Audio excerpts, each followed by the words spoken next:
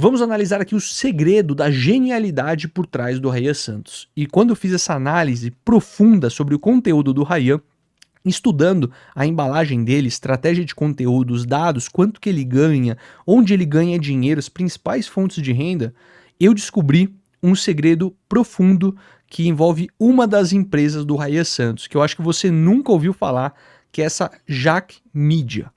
Eu vou te contar que empresa é essa no final, mas é muito estranho o que está rolando aqui por trás. Mas antes eu quero te contar da estratégia de conteúdo dele. Por mais que você goste ou não goste do Ryan, eu acho que tem coisas aqui que envolvem o marketing digital, a criação de conteúdo, que com certeza vale a pena você entender a história da pessoa. E eu acho que errado está quem fica criticando o cara, porque, mano, é um personagem, não dá pra negar, tipo, isso aqui é um youtuber profissional, é um criador de conteúdo que tem um personagem assim como todos os outros youtubers, então você pode odiar ou hatear, se ele gera sensações fortes em você, emoções fortes, errado tá você, porque você está se deixando influenciar. Eu acho que, pô, como criador, acho animal o Ryan Santos. Como um personagem, o construto Ryan Santos, eu acho animal. E eu falei, cara, quando eu comecei a estudar, eu comecei a descobrir muita coisa sobre ele. Olha que bonitinho, o Ryan, criança ainda morando nos Estados Unidos, jogando futebol americano. E olha como o homem tá hoje, muito mais parrudo, muito mais sério, pai de família. Eu decidi aqui contar um pouco da história do Ryan, para dar um contexto geral para vocês. Ele nasceu, eu vou resumir bem resumido, tá? Nasceu no Rio, foi aos 15 anos para os Estados Unidos, conseguiu uma bolsa na faculdade por conta do futebol americano, na Wharton Business, que é uma das melhores faculdades do mundo de negócios, foi trabalhar no Citibank em Wall Street, depois voltou para o Brasil e virou comentarista da Esporte Interativo e ESPN. Ele teve uma crise, né? Ele chama isso de falência, mas não foi uma falência financeira. Aos 25, 27, dos 25 aos 27 anos, ele fala que não foi um bom momento da vida dele em questão de propósito de vida e tudo mais. Só que aos 24 ele escreveu um livro que já foi best-seller, não sei se na época, mas já conseguiu gerar atenção pro Ryan. E ele, a partir do dinheiro que ele começou a ganhar ali, que ele tinha guardado do banco dos Estados Unidos, ele saiu para viajar o mundo, gastar o que tinha, começar a criar conteúdo, postar no Instagram, e ele viralizou. Principalmente, eu lembro de ter visto isso na Copa do Mundo da Rússia, que era um post que ele fez em Moscou. Pô, esse post aqui é maravilhoso, tá? Vou dar um zoom aqui pra vocês verem o que tá escrito. Fim de Copa aqui em Moscou, hora de trocar minhas camisas amarelas da rua uruguaiana que eu comprei por R$ 30 por camisas oficiais de outros países. Cara, pelo que falaram, essa camisa era original mesmo e ele só meteu o louco aqui e viralizou. Isso aqui foi parar em vários lugares e a partir disso ele se tornou uma personalidade conhecida. Entrou ali em investimentos como na QIFI, que ele ganhou uma porcentagem pequena da QIFI, ganhou muito dinheiro, escreveu mais 13 livros, criou seus infoprodutos, bem no momento do hype dos infoprodutos, e virou uma referência para a nova geração. Você amando ou odiando Ryan Santos. Aqui está a estratégia dele em todas as plataformas. Vamos começar uma de cada vez. Primeiro, Twitter. Twitter, ele utiliza o Twitter que nem o Felipe Neto utiliza. A gente analisou o Felipe Neto aqui em outra análise. Ele é um cara que está muito mais focado na política, na polêmica, testar pauta. Toda pauta que performa bem no Twitter, ele testa rápido. Então ele primeiro posta no Twitter alguma polêmica. Se essa polêmica gera bastante impressão e bastante engajamento, isso vira um vídeo no YouTube. Então, como já tem uma base lá bem fiel e que gosta do mesmo conteúdo que ele posta no YouTube, ele já consegue, cara, uma vez que ele tem uma tese na cabeça, comprovar isso no Twitter e depois ele joga pra lá. Eu arrisco dizer, tá, que o Ryan, ele pega muito dos conteúdos em fóruns da internet, ou chega muito conteúdo do fórum na internet. Eu já expliquei isso pra vocês antes, mas existe o que a gente chama do iceberg de conteúdo. Você tem as informações, as teorias das conspirações mais famosas, elas são geradas no 4chan e no Reddit, depois elas vão pro Twitter, Substack e Threads, depois elas vão pro YouTube. Na minha concepção, o Ryan Santos, ele tá nessa fase aqui de pegar informações do Twitter, teorias, análises políticas e transformar isso pro YouTube e ele mesmo testa a pauta com ele escrevendo aqui no Twitter. É uma rede muito subestimada por um público que fala de política ou qualquer outro tema que envolve um público mais conservador. O Twitter tá flodado dessas pessoas. É um ótimo lugar para testar a pauta rápida. Tem engajamento? Vira vídeo no YouTube. Instagram. Cara, não tem nenhuma estratégia inovadora, ele responde caixinha todo dia, até aí, hoje ele não faz mais nada inovador. O inovador tá aqui no TikTok, Ele tem, eu até botei uma foto do Daniel Coelho, inclusive, conheci o Daniel recentemente. Ele faz o que a gente chama de Projeto Jumbo, que é um projeto de cortes. Quem coordenava isso no passado, não sei se hoje em dia ele coordena, é o Daniel, que acho que foi o primeiro vencedor do concurso de cortes dele. E ele faz corte assim, ele contrata um monte de moleque, ele fala assim, quem ganhar e fizer mais cortes e for mais viral, eu vou te pagar 5 mil reais. Aí vai ter 200 moleques criando cortes para ele, disseminando a imagem dele no TikTok. 2 ou 3 vão ganhar uma premiação. O resto vai ganhar a monetização do próprio TikTok. Então ele monetiza através desse concurso de cortes. Isso aqui é uma estratégia que a gente vai falar daqui a pouco quem inventou isso, que foi o Andrew Tate, mas daqui a pouco eu vou falar mais sobre ele, que é uma personalidade extremamente polêmica, que já foi presa. Mas querendo ou não, Pablo Marçal, Raya Santos, grandes personalidades da internet já utilizaram da estratégia do concurso de cortes. Recentemente no YouTube ele bateu 1 milhão de seguidores, mas será que é tudo robô? Eu vou explicar para vocês isso daqui a pouco, porque tem muita coisa aqui meio polêmica em volta ao ganho de seguidores. Você vai ver a curva. Eu vou até mostrar isso aqui antes, tá? Olha a curva de seguidores mensais que ele recebeu. A gente estava vindo aqui numa média de 70 mil seguidores por mês. Do nada, no último mês ele recebeu 200 mil seguidores. Olha o tamanho dessa curva. Se você abrir o canal dele, você vai ver que no último mês não teve nenhum vídeo muito viral, manteve a média aqui de 25 a 100 mil visualizações. Então não é que ele atraiu um público novo, ele reinventou a roda, ele se inovou. Eu imagino aqui, eu tenho algumas teorias. Vou falar daqui a pouco para vocês que teoria que é essa. Mas antes, a gente vai falar do formato de conteúdo dele e os nichos que ele está envolvido. Formato de conteúdo, Talking Head e Q&A. Talking Head falando com a câmera, Q&A, perguntas e respostas que ele chama de pergunte ao negão, que é quando ele está menos criativo, a galera manda um valor para ele no Valeu Demais, uma plataforma aqui do YouTube, ele pega o dinheiro que ele recebeu, acho que a partir de 20 reais ele já respondia a pergunta, e fazia um vídeo respondendo pergunta. É um formato muito interessante o do Q&A, por quê? Ele estimula as pessoas a comentar no vídeo mandando valor financeiro. Isso é um sinal muito legal para o YouTube. O YouTube fica feliz em ver as pessoas engajando e dando dinheiro, porque uma parcela vai para o próprio YouTube. Isso impulsiona o algoritmo. O vídeo Talking Head é um vídeo tradicional, ele falando com a câmera, que nem eu faço aqui nesse canal, por isso tem que se inscrever aqui no canal se você está gostando desse conteúdo. Então ele tem esses dois formatos de conteúdo, quando ele está sem ideias do que falar, ele vai para o perguntas e respostas.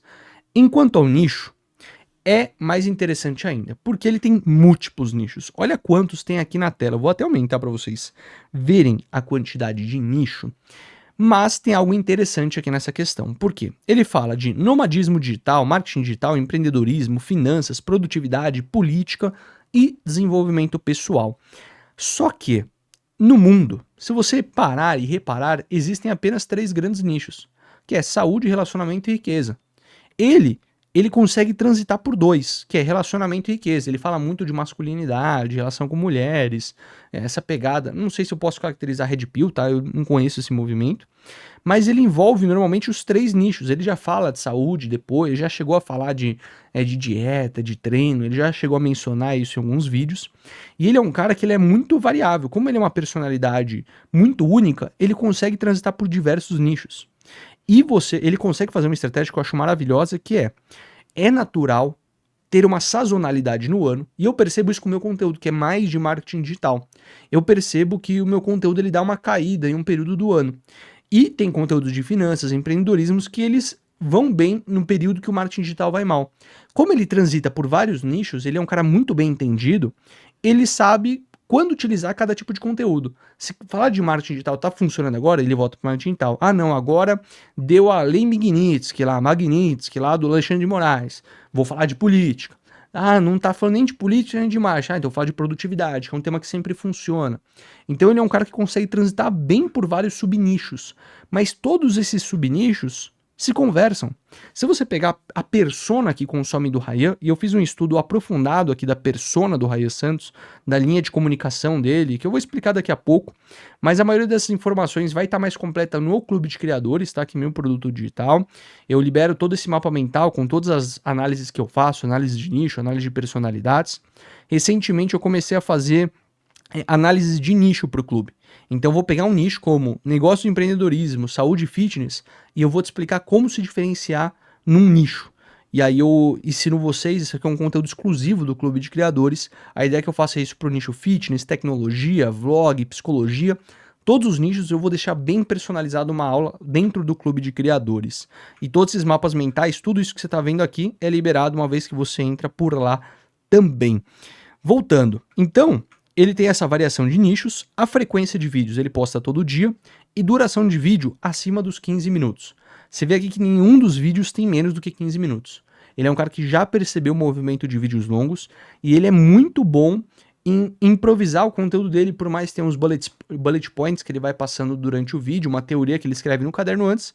A maioria é feita no improviso, né? Não faz um teleprompter, e ele consegue, na fala dele, na comunicação, que eu acho a comunicação dele muito boa, ele consegue já falar acima de 15 minutos sobre qualquer tema relacionado que ele gosta. 15 minutos já é considerado um vídeo longo, tá? Eu gosto dessa ideia de fazer vídeo de 15, 20, 25 minutos. Eu acho uma boa, que a galera pode ficar mais tempo no seu vídeo. E ele mantém uma consistência no formato de vídeo, uma consistência na duração do vídeo, uma consistência na estética e na temática. Isso é muito importante para qualquer canal no YouTube. Sobre as métricas, ele vem ganhando, né? Tem um crescimento, uma tendência aqui positiva no crescimento das views. O Ryan tá crescendo o canal dele. Obviamente, a gente vê aqui que ele ganhou 200 mil inscritos em um único mês, o que leva a crer que utilizou muito impulsionamento pago, porque as views não aumentaram na mesma proporção que o número de inscritos. Então isso já nos leva a crer que ele usou bots. E ele mesmo admitiu isso, tá? Eu vou falar daqui a pouco, eu achei alguns prints que comprovam isso. Não tá postando shorts, então o shorts é uma parcela muito pequena aqui das views dele também. Eu ia falar dos cancelamentos dele, polêmicas, mas eu confesso que eu não queria focar isso na análise, porque o método de marketing dele é o que a gente chama de outrage marketing. Ele cresce baseado nos cancelamentos. Então é natural, uma base, um público cancelar o Ryan, e o Ryan, ele cresce nesses cancelamentos. Então ele já se envolveu em polêmicas com Thales Gomes, Pablo Marçal, pessoas que compraram dele também já se envolveram em polêmica, o nome dele ficou associado. Eu acho que a única polêmica que pega mais no calo dele, que eu acho que é uma, não sei se uma mancha na história, que foi essa nota de esclarecimento da QIFI. Se você entrar aqui no site da QIFI mesmo, esclarecimento Ryan Santos, você vai ver uma carta que o CEO vai falar sobre como ele não foi um fundador e sócio da QIFI. Ele ganhou uma porcentagem minoritária na empresa, e eles se compraram essa parcela depois com um valor muito mais alto, que deu bons milhões no bolso do Ryan. Mas, não sei, me parece nada amigável, né, essa quebra, essa nota de esclarecimento. Ele entrou como um cara que eu acho que os donos da QIFI admiravam, mas saiu com algumas divergências e comportamentos que a galera não gostou.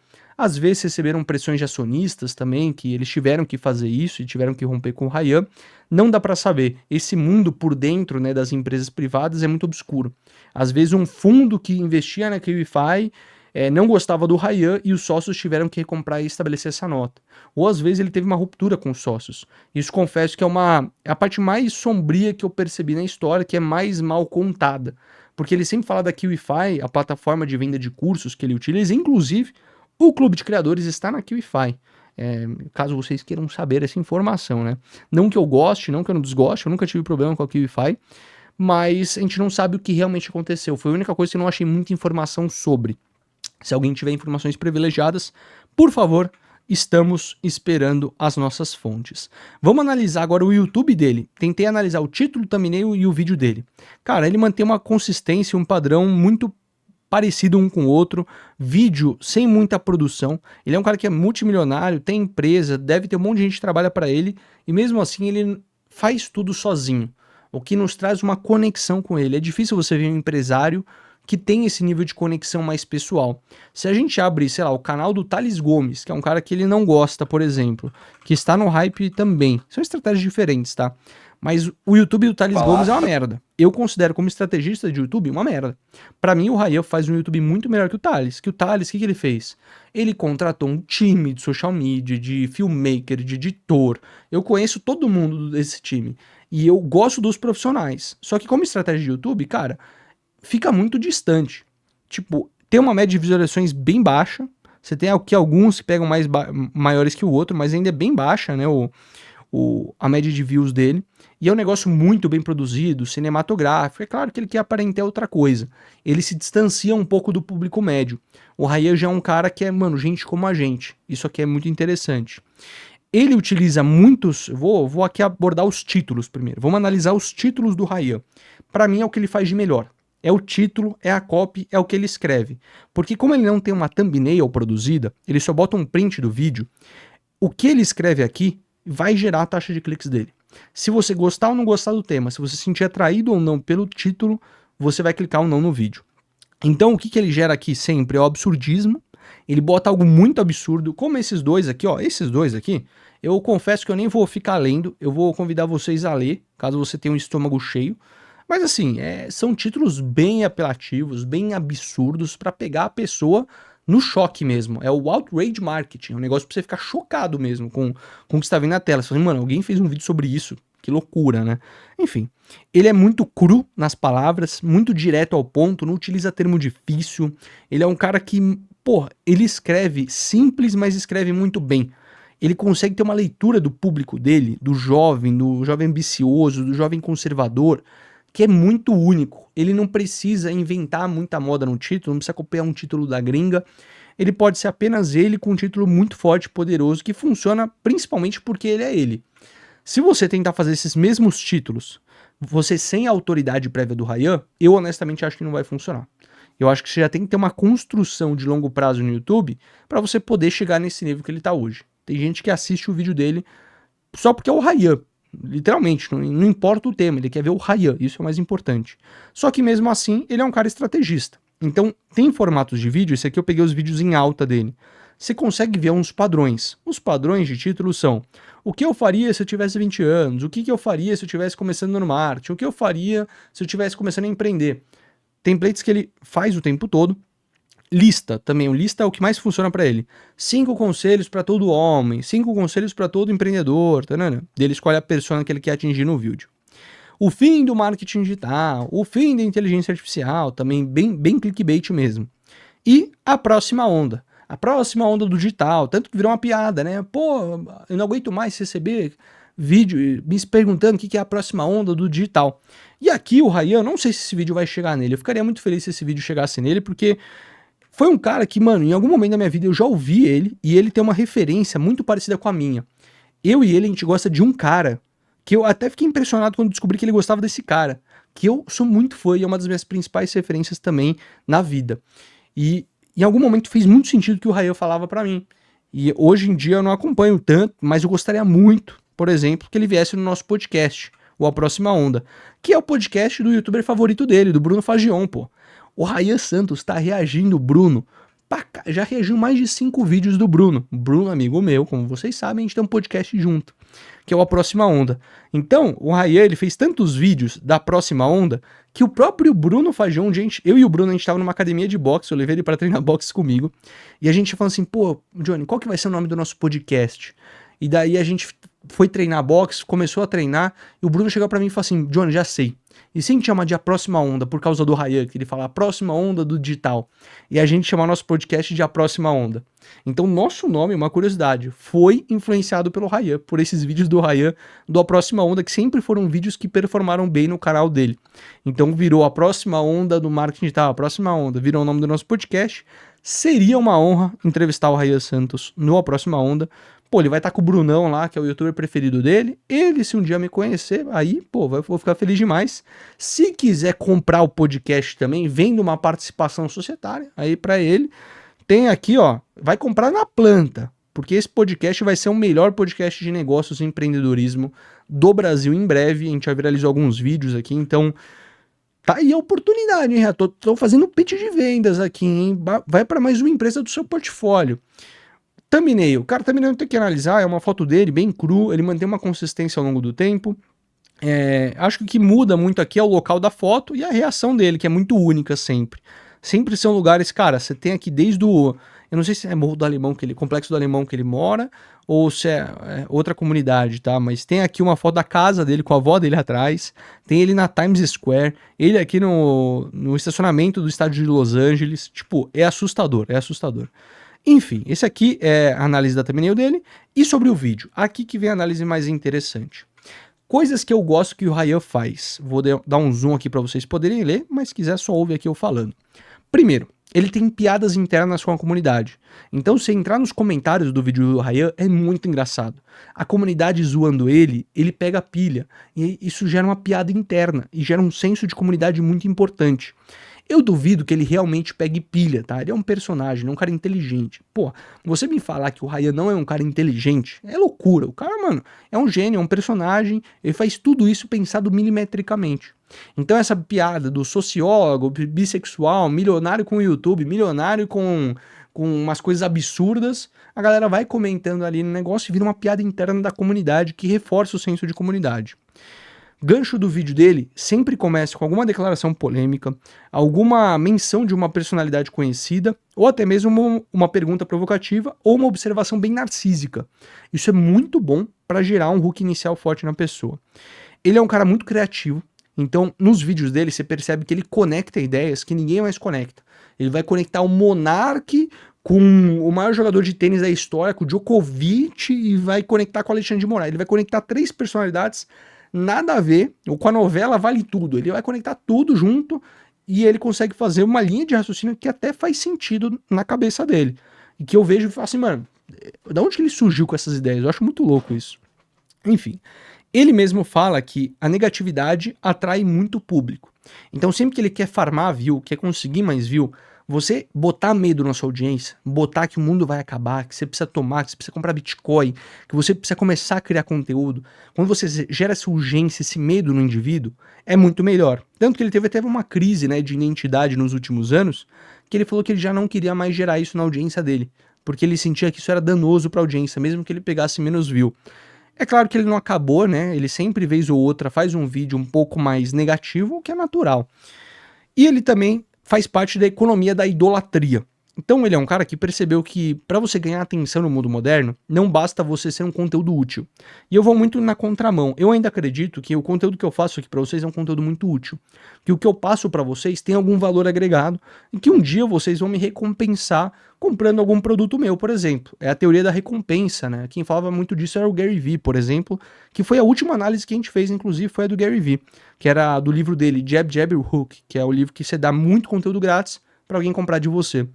O Ryan, ele falou assim, cara, isso não funciona mais. O que funciona é, cara, você ser polêmico, você gerar choque nas pessoas, você fazer com que você vire líder de quase uma seita, de uma comunidade que as pessoas te defendem no nível ferrenho e que você já tem várias pessoas que vão te defender, você não precisa por muitas vezes se defender sozinho.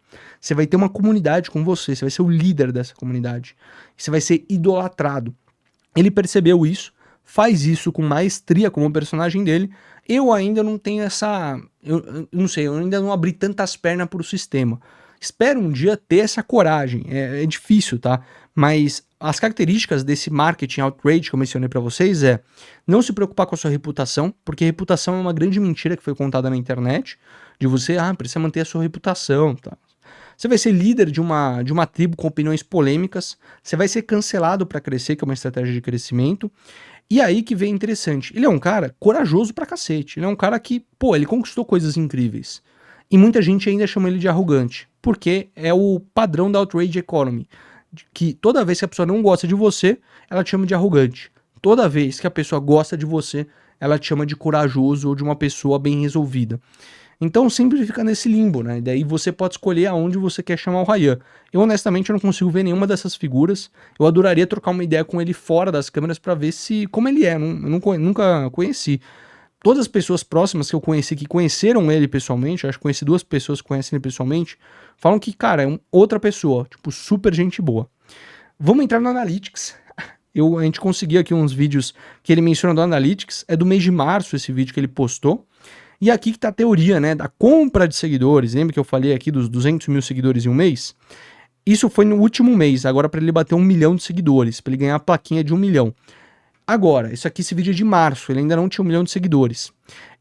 Esse gráfico aqui que ele passou é onde os espectadores acham o Ryan. Então aqui é através das recomendações do YouTube, vídeo sugerido, página do canal, e aqui temos 10% do público do Ryan veio de publicidade do YouTube. Ele mesmo falou nesse vídeo que ele compra mídia no próprio YouTube, uma parte do que ele ganha no YouTube ele reinveste no próprio YouTube, porque o YouTube, a teoria dele é que o YouTube gosta desse sistema, de você pagar pro YouTube para crescer. É verdade, tá, gente? Não tem, tipo, não tem nada mal nisso, é de verdade. O YouTube tem a ferramenta de promoção do canal. Eu não vejo nenhum problema em utilizar, isso não vai danificar seu canal. O YouTube sabe muito bem diferenciar o público que veio através da mídia paga e da mídia orgânica, então não vai atrapalhar suas métricas. Já fiz vídeo sobre isso. É uma estratégia de crescimento, você pode pagar para crescer tranquilamente. O Ryan paga, não vejo demérito nenhum nessa estratégia. Ele estava aqui com um percentual de 10%. Eu, honestamente, acho que ele aumentou muito esse percentual de março até julho, que foi o mês que ele conseguiu os 200 mil. Provavelmente ele deu aquela turbinada adicional para conquistar 1 milhão mais rápido. Pô, você tá perto de bater 1 milhão, você vai botar uma graninha, tá ligado? Para pegar aquela plaquinha? Porra, é animal demais isso. O AdSense dele, a gente já vai falar, ele tirou o AdSense de outros canais. Ele mostrou canais que ele... Provavelmente aqui deve ser o Redcast e o BTB Sports, não tenho certeza. Esse aqui é o do canal dele, esse aqui deve ser do BTB Sports, esse aqui deve ser do Redcast. Ou não também, ou às vezes ele não mostrou desses canais, mostrou de outros que ele tem. Ele deixou escondido, omisso essa informação. Então ele ganhou no último mês 59 mil com o canal dele, 32 mil com outro canal e 8 mil dólares com outro canal. Foi os dados que ele passou, que ele não falou de que canais são esses. Mas eu vou analisar aqui as fontes de renda daqui a pouco. Quanto que ele ganha com o YouTube? Pelo que o cálculo que eu fiz, o RPM dele, né, segundo esses dados que ele passou, é de R$ 13,23. Ele está entre 12,28, 13,23 pelos cálculos que eu fiz ali dos dados que ele mostrou. Nesse último mês, ele teve 5,5 milhões de visualizações, o que daria um ganho para ele de R$ 69 mil. Ele já mencionou que com a soma de todos os canais ele ganha mais de R$ 195 mil por mês. Dinheiro que ele deve ajudar para pagar equipe, editores, clipadores, essa galera, e deve sobrar uma bela grana no bolso dele também. Fontes de renda do Ryan Santos. Parceria e patrocínio, ele faz muito pouco porque as marcas poucos procuram o Ryan, mas ele fechou recentemente com a Hashtag Treinamentos, que é uma empresa de ensino de Excel. Ele também tem 13 livros e audiobooks que ele deve ganhar royalties em cima desses livros e audiobooks vendidos. Eu já vou falar dessa empresa daqui a pouco, tá? Que é a Jack Media, que eu achei perturbador o que eu achei aqui dentro. Temos aqui o Google AdSense, que eu acabei mostrando. Infoprodutos, ele ainda tem um milionário com o YouTube, que é o treinamento que custa R$ 1.250, salgado, que é um curso que ele vende, frequentemente ele faz uma publi sobre esse curso. Ele tinha a Kolbe, né, que era uma comunidade, uma masterclass, né, não sei como chamar isso, Mind Master, sei lá, enfim, o nome que a galera utiliza, que era um grupo de pessoas que se reunia, uma comunidade, mentorias e consultorias, dividendo de investimentos, então ele investe na bolsa de valores, ganha dividendo de empresas, deve ser uma fonte de renda, a renda dele deve ser bem alta com isso, né, como ele deve ter uma grana muito boa guardada em banco, deve ganhar aí 10, 20, 30 pau por mês, não sei, tá? Não sei quanto que ele tem guardado no banco. Ele é dono de 2 outros canais no YouTube que ele investiu, que é o Redcast, que é um podcast que estimula debates de política, e o BTB Sports. 2 investimentos muito estratégicos. Pô, ele foi pro Redcast, que é de política, para pegar essa onda de debates entre 2 personalidades, e BTB Sports, para pegar a onda dos esportes também. Investimentos muito cirúrgicos, muito estratégicos. Deve dar palestra também, se algum dia deu palestras, também deve ser uma fonte de renda. Vamos entrar aqui nessa empresa que eu achei. Fui procurar o Ryan Santos no LinkedIn, para ver se ele tinha alguma estrutura aqui no LinkedIn, algum tipo de post. Confesso que não tinha nada demais na linha editorial dele, vez ou outra ele faz um post, mas faz 2 meses que ele não publica nada. Fui ver onde ele trabalhou, né? Fui pegar as experiências profissionais dele. Trabalhou no Citibank, Esporte Interativo, ESPN. Ele até fala aqui, isso aqui eu não encontrei em nenhum lugar das entrevistas dele. Mas ele ficou 7 meses, depois que ele saiu da ESPN, ele não foi direto escrever um livro e nem foi direto criar conteúdo. Ele trabalhou em Private Equity. Então ele saiu da ESPN para voltar para o mercado financeiro. E aí depois ele começou a criar conteúdo, investiu na QIFI. E aí, irmão, ele fundou em dezembro de 2018 a Jack Media. Eu fiquei meio intrigado. Pô, uma empresa com mais de 50 milhões de reais em faturamento em 2 anos de existência. Só que aqui, se eu entro na Jack Media e procuro sobre 55 milhões de reais em 3 primeiros anos, e aqui é 50 milhões em 2 anos. Ou seja, em um ano faturou 5 milhões? É estranho, né? A história já fica meio estranha. Pô, faturou 50 milhões em 2 anos e 5 no outro, então caiu muito o faturamento, né? Um pouco estranha essa história. Ele julga que essa Jack Media é uma das maiores empresas de conteúdo digital do Brasil, com um portfólio em sites, cursos online, livros, audiolivros, canais no YouTube e dezenas de contas monetizadas em redes sociais como Instagram, TikTok, Twitter e Kawaii. E eu fiquei me perguntando, que cacete que é a Jack Media? Quem que é cliente da Jack Media? Quem que é o dono da Jack Media, hein? Quem fundou? No caso, o Raia Santos fala que é o fundador. Foi entrar aqui na empresa, né, para entender. Ele aparentemente ainda tá na empresa, né? Ele não fechou aqui a vaga dele. Não sei se existe ainda. Mas fui procurar, pô, quem trabalha na Jack Media? Vamos dar uma olhada aqui, deixa eu até ampliar aqui para vocês. Quem que trabalha na Jack Media? Cara, trabalha a Jaqueline Baltimore e a Jack Robson. E eu fiquei, mano, que estranho, velho. Tipo, mano, que é isso? E eu fui procurar, o que é essa Jaqueline Baltimore? Eu entrei no perfil dela. Jaqueline Baltazar, reside em Dubai. Ela é Social Media Manager. E ela tá com o selo Open to Work, que é um selo que você tá procurando trabalho. Então, assim, se ela é uma social media na empresa Jack, que coincidentemente é o mesmo nome dela, o que tá acontecendo aqui? Tipo, é a Jaque que é especialista em vendas e especialista de marketing, que tem o target principal de mulheres empreendedores e cosmético. Achei bem estranho, assim, essa personalidade aqui, de Dubai ainda. Eu fiquei meio, o que tá acontecendo, tá ligado? E eu fiquei me perguntando, quem que é essa Jack Robinson? Será que é outra pessoa de Dubai? E eu fui abrir pra ver também. Ela aparentemente, a Jack Robinson, trabalha numa universidade especialista em educação acadêmica. E eu fiquei, mano, o que tá acontecendo, tá ligado? Ela é freelancer na área de documentos e design. E eu fiquei, caramba, que bagulho estranho. Ela é formada em artes, tá ligado? Em web design. E eu falei, mano, estranha essa história. Estranho. Enfim. E ela é uma Jaque também, Robson. Não sei. Não sei o que tá acontecendo aqui. Confesso que não achei informações de clientes, que sites que fazem parte, que livros, que canais no YouTube que fazem parte. Na minha teoria, o que ele pode fazer? Ele pode ter essa empresa, né, esse CNPJ registrado como Jack Media fora do Brasil, e ele comprou e investiu no Redcast, no BTB Esportes por essa empresa, ou fez na pessoa física com investimento anjo? Confesso que não faço a menor ideia o que é esse Jack Media. Então, assim, se tiver uma próxima onda com o Raia Santos, preparem-se para a pergunta. Quem é o verdadeiro dono da Jack Media? Preparem-se, preparem-se. Aqui eu botei o funil de vendas dele, né? O funil de vendas hoje ele nem foca tanto, ele já é um cara que tá bem resolvido de dinheiro. Então assim, ele dá muito conteúdo grátis, os livros você consegue na Amazon quase de graça. Tem um curso milionário com o YouTube, que é um curso um pouquinho mais caro. Você tinha antigamente os Masterminds e a Kobe, que hoje não existem mais. Não sei se ele dá mentoria hoje em dia, não tem cara, não fala pelo menos. Vez ou outra, algum maluco deve chamar ele para comprar alguma mentoria dele. E ele tem o Media for Equity, que é tipo, se você dá uma porcentagem da sua empresa, ele vai lá divulgar e vai te ajudar com isso. Confesso que eu não achei mais coisas dele sobre isso. Aqui tá o estudo da trindade, da personalidade do Rayan. Para mim ele é um cara que se encaixa com personalidade forte e conteúdo de valor. Tá aqui uma foto do Rayan com o amigo dele. E aí eu coloquei ele aqui no personalidade alta. Ele é um cara com muita personalidade, isso não dá para negar. Aqui eu lembro que eu falei das referências, que a gente ia chegar nesse ponto. Ele é um cara que tem uma referência muito grande no Silvio Santos, nessa questão do Media for Equity. O Silvio Santos foi um dos primeiros caras no mundo, no Brasil pelo menos, com a mídia dele, que ele tinha um canal de TV, pegar porcentagem de empresa para ele divulgar nos programas. Então ele foi um dos primeiros caras a estabelecer o Media for Equity no Brasil, e o Rayan já citou várias vezes que é uma fonte de referência para ele. O Andrew Tate, eu confesso que eu nunca vi ele mencionando diretamente, mas cara, ele utiliza todas as estratégias que o Andrew Tate utiliza na gringa.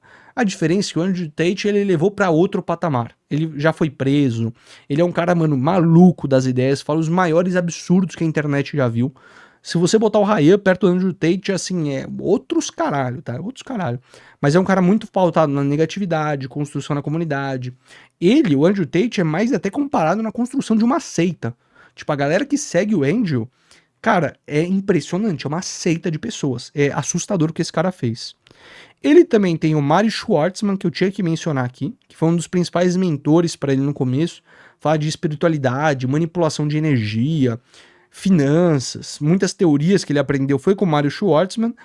Acabou que esse cara ele faleceu há um tempo atrás, foi até num podcast à deriva e xingou muito o Ryan Santos, falou muito mal do Ryan. Eu acho que eles acabaram brigado nessa relação que eles tinham. Mas a relação do Mário Schwartzman com o Ryan Santos foi o que pra mim foi o Raul Seixas com o Paulo Coelho.